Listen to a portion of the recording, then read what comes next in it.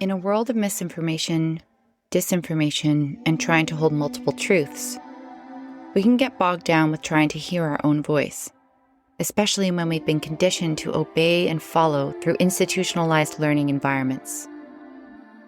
We're told our own knowing isn't welcome or valid, and so we wait for someone else to say it first. We hold ourselves back from sharing, we bite our tongue, close our throats, and stop our voice from emerging and being fully heard. This is the Wisdom of the Voice podcast. I'm Chelsea Edwardson, and today we're entering into a bit of a complicated conversation, one where voice and truth intersect.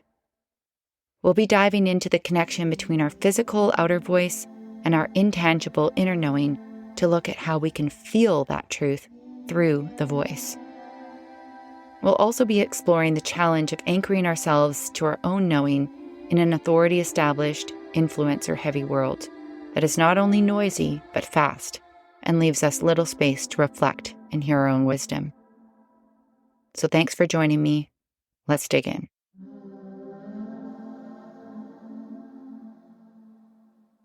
I've spent a lot of time thinking about authority in the voice, especially when I reflect on my own research and writing. And while I am wholeheartedly grateful for my experience and opportunities, often I feel deeply frustrated by the limitation of institutional learning environments. In academia, authority and value have typically been based on building upon previous research. And although there is absolute value in learning from and referencing others, it can be stifling to try and express yourself in an environment where your voice has no validity unless it is backed up by pre-existing ideas. In other words, someone else's voice. After all, there's nothing like a good old game of telephone where we continue to perpetuate a static truth by paraphrasing and relaying it over and over again until it becomes so distorted it is once again new. But let's be clear, this makes it valid, right? When I submitted the first draft of my thesis and my master's degree, I included a personal story. I included this story because the abuse that happened in my childhood directly relates to my voice. I was in an environment where I was vulnerably sharing my heartfelt songs, opening my voice and recording my stories, feeling safe to express myself, not knowing that I could be taken advantage of and harmed. This story was imperative to my research in order to contextualize my hesitancy and fear around opening my voice while being objectified, judged, and graded. And in knowing that we all have stories like this to some degree, it was important to create a somatic bridge from my words to the feelings, the embodied experience of the reader. In the context of vocal research, it's important to address the trauma that becomes embedded in the voice, because the body is the instrument. In fact, understanding how our conditioning plays into our ability to explore our voice is not just important, it's necessary. You can't technique your way out of trauma. This approach is based on reflexive research methods, meaning the process of critically examining how a researcher's own biases, belief, and perspectives influence the research process and findings. For when the reader can understand the lens of the researcher, they have a greater ability to interpret the information because we know more about their perspective. And while reflexive research isn't new, much of the academic world still criticizes it as navel-gazing or self-indulgent, as if understanding yourself is somehow less valid than citing someone else. But through the lens of understanding oneself, and in particular, one's voice, we open the door to insightful conversations and connections between trauma and the effectiveness of certain teaching methods, and what can help to open and nurture those places of vulnerability, or potentially close them down and harm them further. In my experience with Western classical vocal music, the objectification of the voice exacerbated some of my blocks and cornered me into a place where developing it as I had hoped was impossible. Having my vulnerable expression shut down in childhood through trauma created a separation between my body and my voice, which was further perpetuated by quantifying and measuring my voice according to standards that ignore its holistic nature. My voice is me, and treating it as a separate entity is not conducive to healing it. When I addressed this in my thesis, specifically looking to support the methods that I found to be so powerful and liberating in singing with Buchandri, my teacher in Bali, it seemed to offend and almost trigger my advisor, who rejected my first draft as a whole and instructed me to start again. And not only was my entire draft rejected, but comments were thrown like daggers, stinging and sticking to my sense of self. Why do you have to be so ambitious? Why can't you just say what you learned? Who are you to say this? And am I one of these people you're writing about? It was clear that it touched something personal. My voice and my truth was not welcome in this academic space. This was the pivotal moment of a long-standing breakdown. It seemed that every essay, every summary, every piece of writing I turned in was turned down. I remember spending hours on a 500-word summary, being scrutinized on every word choice I made. And while I'm all for questioning and analyzing, being curious and accurate, the tone was judgmental and dismissive. What is authenticity? This doesn't mean anything. Why are you putting opinions in here? It seemed that my ideas were too bold to be included, too original to be considered, too much of me to be valid, too much. My experience was so disabling that I even developed a stutter for several years during and after finishing my graduate work. I felt like every sentence that came out of my mouth had to be justified and proven. And as a neurodivergent person with a strong intuition and sensitivity to emotion and empathy, it was very challenging because so many of my thoughts came from that deep, less quantifiable wisdom. It was as if I was being told that my voice didn't matter, which inherently meant I didn't matter. Let me be clear, though. This is not, and was not, a personal attack. These experiences are far too common and rooted within these environments to be scrutinizing any particular individual. The comments I received about my thesis, such as, "The reader must feel at every moment that they are learning about the topic, not about you," or, "You need more information about what she actually does, not how it made you feel." These underscored the dismissal of feelings and story being valid forms of learning and analysis. And while things may be changing slowly, we still have a ways to go. In this conservatory, institutional, patriarchal, quantification-based culture, we have been led to believe that facts are truth, and that without them, information is untrustworthy or invalid, which is, quite frankly, far from the truth. Oral tradition, sharing wisdom through direct experience and storytelling, has been humanity's primary way of passing down knowledge for millennia.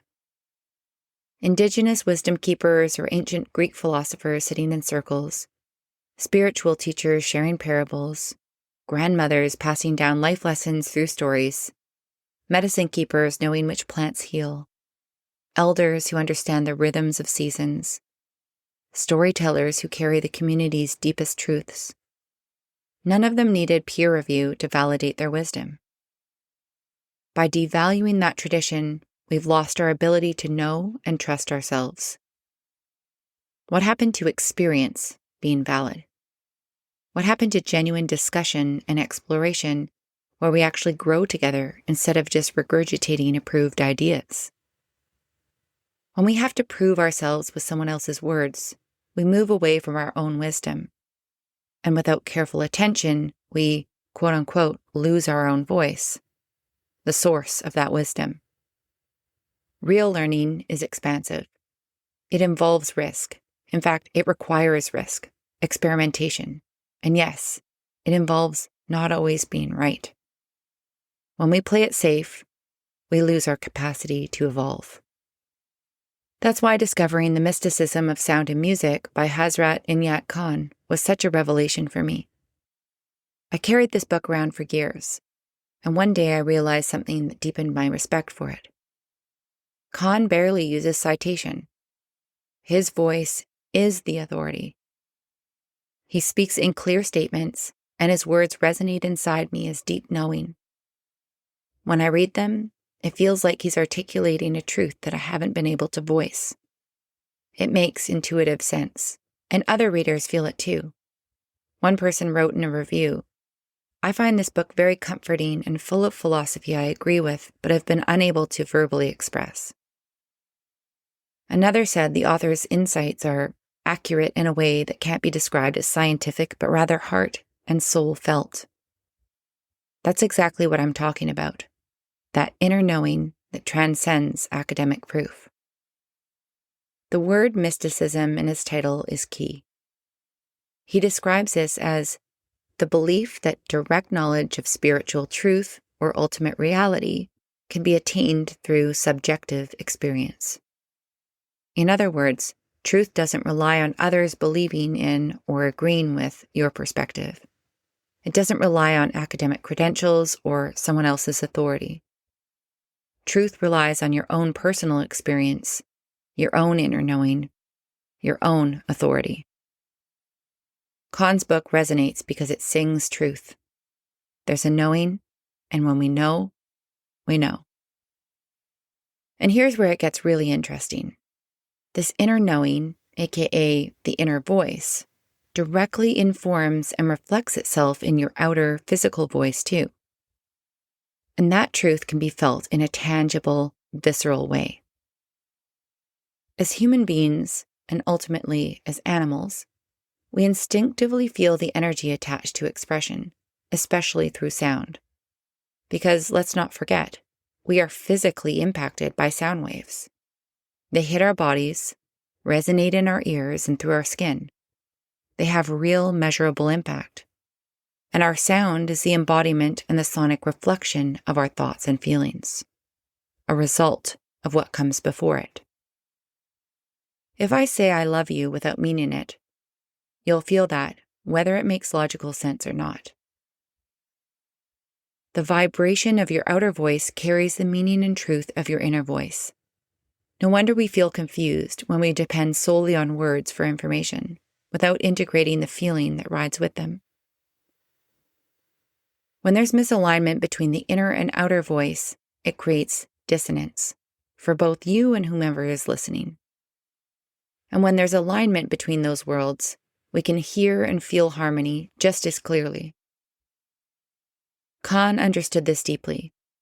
He tells us that sound gives to the consciousness an evidence of its existence, although it is in fact the active part of consciousness itself which turns into sound.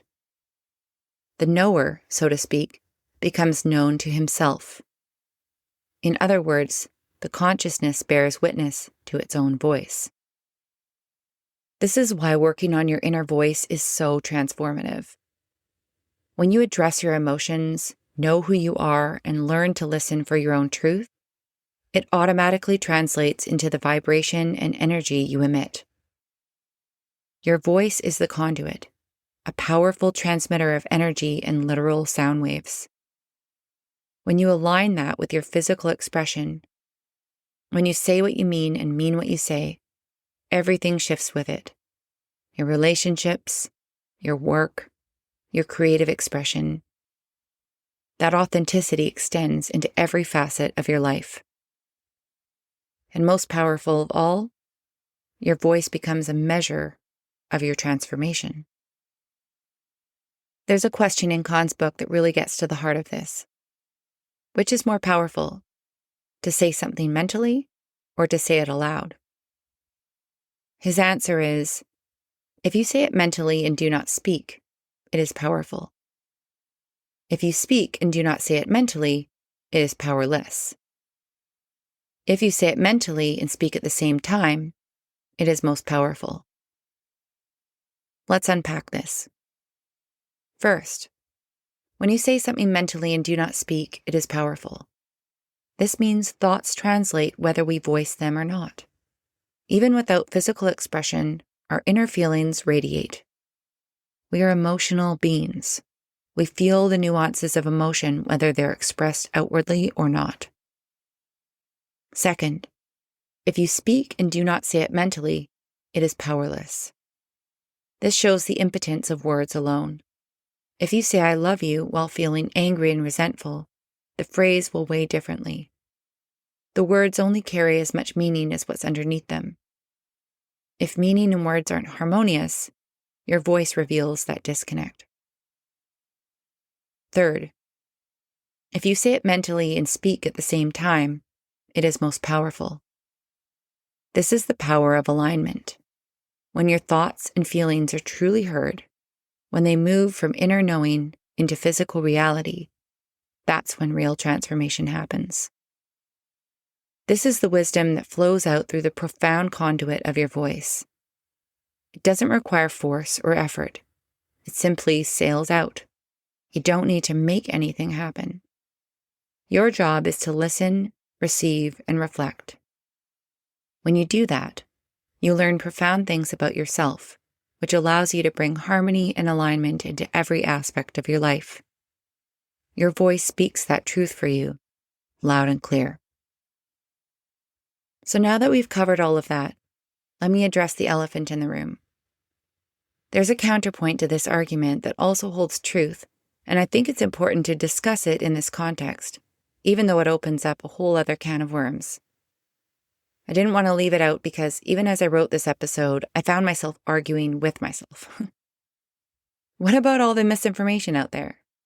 What about the people who are trusting their truth and causing harm? Where's the line?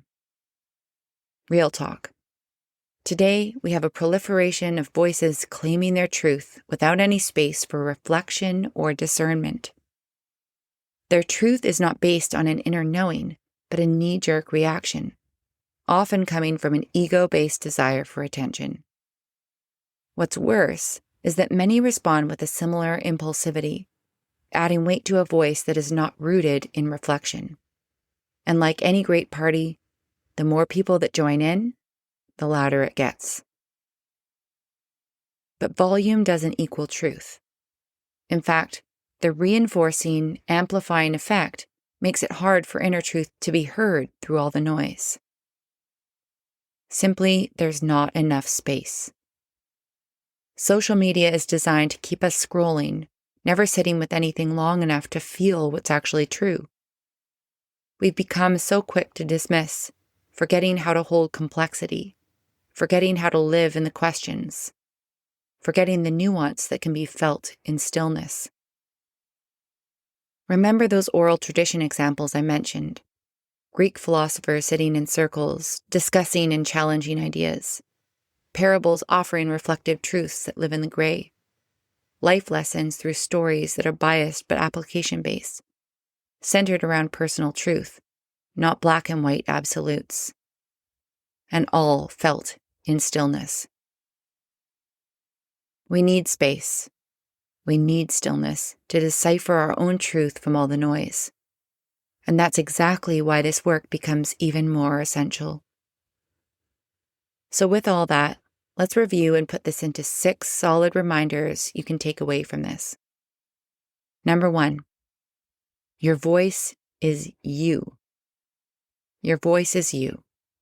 And treating it as a separate entity is not conducive to healing it. 2, real learning involves risk. It involves not always being right, and when we play it safe, we lose our capacity to evolve. And in that, we stunt the development of our voice. 3, don't underestimate the power of your emotions, thoughts, and energy when expressing yourself. Remember, your inner experience shapes all your outward communication. 4, we have to create the space we've been talking about. In a world of constant noise, we need to cultivate stillness so that we can actually hear ourselves. This isn't just nice to have. It's essential for discerning your truth from all the competing voices. 5, when you create space to listen, you can start to prioritize awareness. This means paying attention to what's actually happening inside you. Your thoughts, your feelings, your physical sensations. It means learning to recognize the difference between your voice or what I call the voice that knows, and all those other voices we carry around. Remember, you don't need to make anything happen. Your job is to listen, receive, and reflect. In return, your voice will speak your truth for you, loud and clear. And then lastly, 6. We can feel truth through the voice. One way that I practice this is by having regular coffee dates with myself, in solitude. That means I'm in a quiet place where I know that no one else can hear me. I turn my voice recorder on in my phone and I let it sit there, even if the recording is filled with space and silence. It's kind of like Julia Cameron's morning pages practice, but for the voice. I'm capturing a stream of consciousness, not trying to create anything profound. When the voice bubbles up, I release it freely. I don't judge, I don't edit. I don't worry about it making sense or not. The point is to make space and time to explore and nurture the relationship I have with my voice. I'm learning how to listen to myself. I'm learning how to be with myself in the stillness. I'm learning how to feel and recognize my truth. This is your invitation to put all of this into practice and start cultivating more intentional space with yourself, your voice, and your truth on the regular. And thankfully, having coffee with yourself is something that is fairly easy to integrate. When you do this, try not to become fixated on the sound of your voice. See if you can move beyond judgment. The beauty is not in the quality, but in the energy within the sound. Your voice will resonate with you differently when you connect to personal truth. This is why your voice is your perfect teacher. Every time you speak, sing, or even stay silent, it's offering wisdom about who you are and what you need in relation to that truth. It isn't about performance or getting it right. It's about creating space to hear yourself without all the noise and to recognize what feels right. And if there's anything you take away from this episode today, it's that in a world full of noise, creating space to hear yourself isn't just valuable, it's essential. Your subjective truth, felt in stillness, is more powerful than any citation or external validation. Or perhaps, more directly, your voice matters.